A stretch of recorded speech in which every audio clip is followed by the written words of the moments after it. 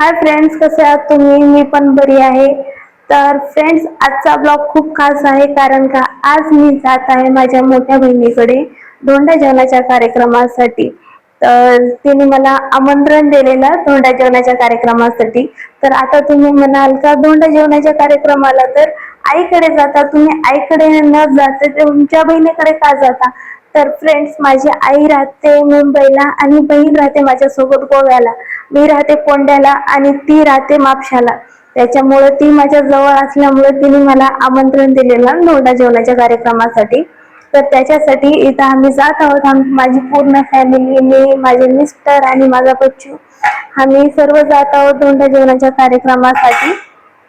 तर सुरुवातीला तर मी कॅन्सल केलेलं, माझी तेवढी अशी खास इच्छा राहिली नव्हती कारण का आमची गाडी जी आहे ना ती गाडी खराब झालेली, तर तिला कामासाठी शोरूमला टाकलेला.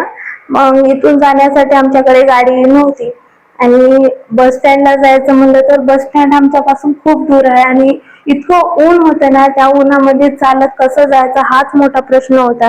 कारण काही तर सहजासहजी ऑटो भेटतच नाहीत. ऑटो भेटत नाहीत कारण का ऑटो असं आपल्या गावाकडे किंवा मुंबईला बघा रस्त्यामध्ये येतात जातात, आपल्याला अचानक मध्ये ऑन द स्पॉट ऑटो घ्यायला भेटतो. पण गोव्यामध्ये ना ऑन द स्पॉट ऑटो भेटतच नाही. मग त्याच्यामुळे आम्हाला ऑटो काय भेटला नाही आणि पायी जायचं होतं. ऊन पण खूप झालेलं कारण का सकाळपासून जायचं न जायचं, जायचं का जायचं नाही हा विचारामध्ये ना आम्हाला सहजासहजी 11 वाजलेले आणि 11 वाजल्यानंतर खूपच ऊन झालेलं. एवढ्या उन्हामध्ये चालत जायचं हा मोठा प्रश्न होता. तर तरी पण आम्ही चालत जात होत्या.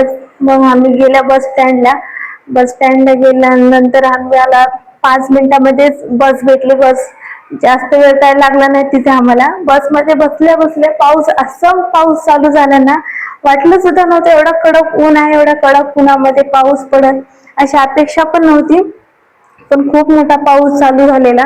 मग त्या पावसामुळे आम्ही मस्त वातावरण एन्जॉय करत जात होत्या. वाटेमध्ये आम्हाला दिसलं ओल्ड गोव्याचा चर्च. ओल्ड गोव्याचा चर्च एवढा सुंदर आहे ना, आणि याच्यासोबत ना माझ्या खूप साऱ्या आठवणी आहेत. आठवणी काय आहेत कारण का मी पहिली वेळेस जेव्हा गेले ना ओल्ड गोव्याच्या चर्चला, तेव्हा मला माझी प्रेग्नन्सी न्यूज कळालेली.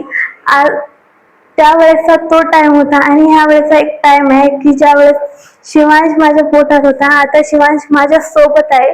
या ओल्ड गोव्याच्या चर्चला आज आले तर मला पूर्ण 1 वर्ष होत आहे चर्चला येऊन.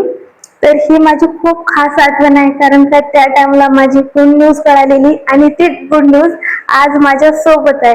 तर मस्त असं वातावरण एन्जॉय करत जात होते आणि एवढं सुंदर वातावरण वाटत होतं ना, खालून समुद्र, वरती सुंदर निळा आकाश, थोडेसे ढग, खूप खूप सुंदर असं वातावरण होतं ना.